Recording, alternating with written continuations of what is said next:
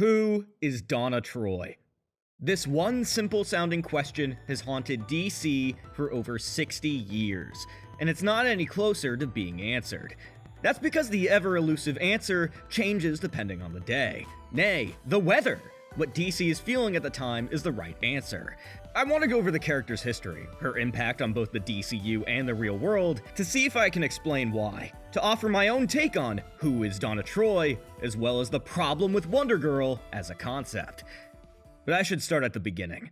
Wonder Girl was created by Robert Kanigher to originally be a teenage version of Diana, building on the groundwork set by Wonder Woman's creator William Marston when he told a story about teen Diana over a decade prior. Only now, Wonder Girl existed in Impossible Tales Robert Kanigher told, where Wonder Woman was joined by her mother Hippolyta, her teen self Wonder Girl, and Wonder Baby, who, is a toddler.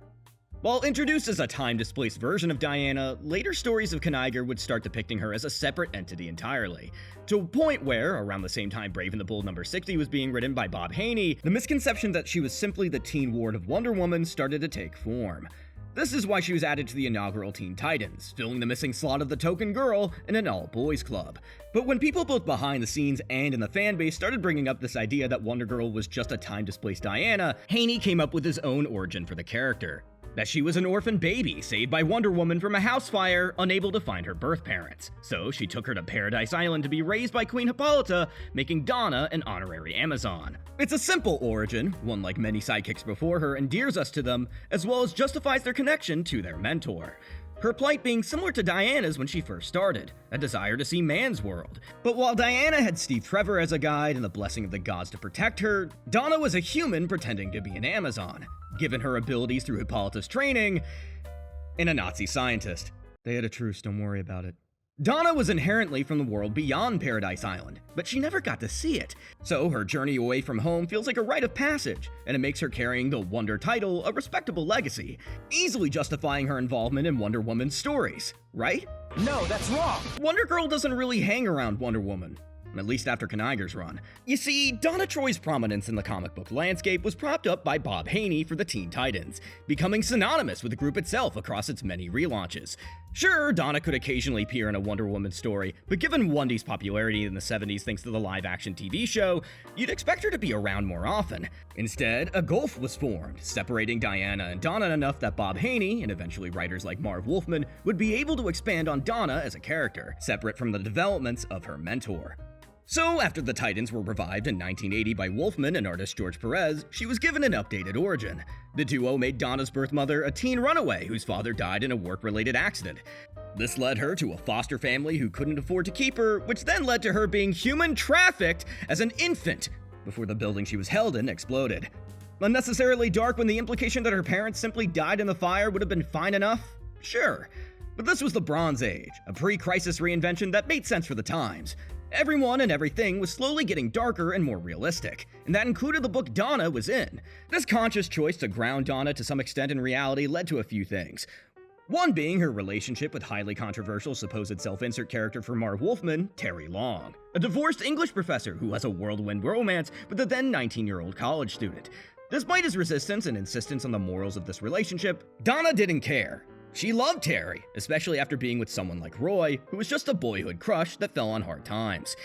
This inevitably led to the two getting hitched, being one of the only weddings in superhero comics that doesn't get interrupted or end with a supervillain plot.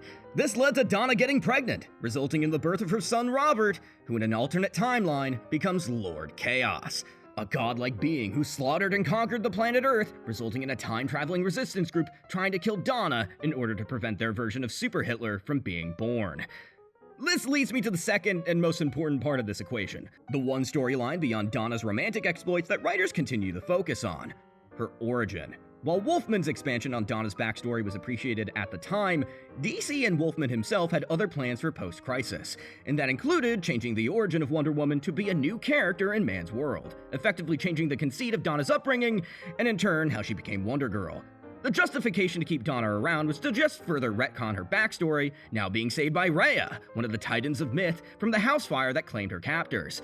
One of several Titan seeds who would be raised and given powers by the Titans from across multiple worlds, returned to the world of man as a teenager with no memories until Rhea needed her once more. This led to Rhea and her Titans stripping the baby Robert Long of his godly powers and taking his future version to New Kronos for re-education, effectively removing whatever threat he would have posed from reality. Yes, the storyline was wrapped up, even giving Donna a new title as Troya to further separate her from Diana, but this isn't the only retcon Donna would go through. Like how there are only 2 Roy storylines in the modern day, like him ODing or getting into romantic trysts, there are only 2 Donna storylines.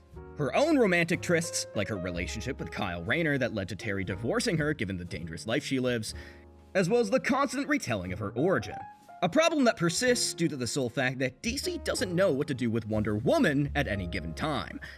Seriously, sometimes she's a warrior princess fighting Nazis, sometimes she's a UN ambassador to a previously undiscovered island, sometimes she's an immortal who's lasted since long before World War II, and sometimes she has no powers at all, running a fashion boutique and practicing kung fu.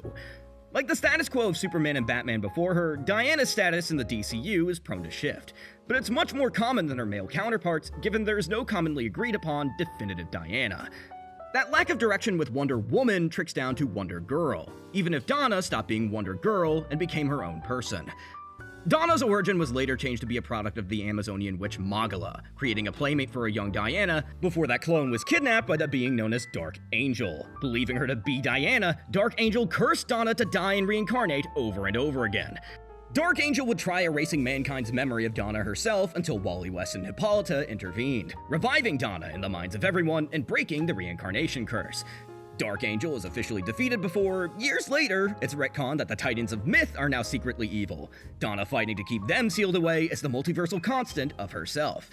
This is all after she's officially died and returned to life for the first time, dying particularly in front of Cassie, the other Wonder Girl, the character who, by design, was meant to be attached to Diana. In John Byrne's own Wonder Woman run, Cassie was the daughter of one of Wonder Woman's allies, a superfan who put herself in harm's way, but proved herself to Diana as a potential ward.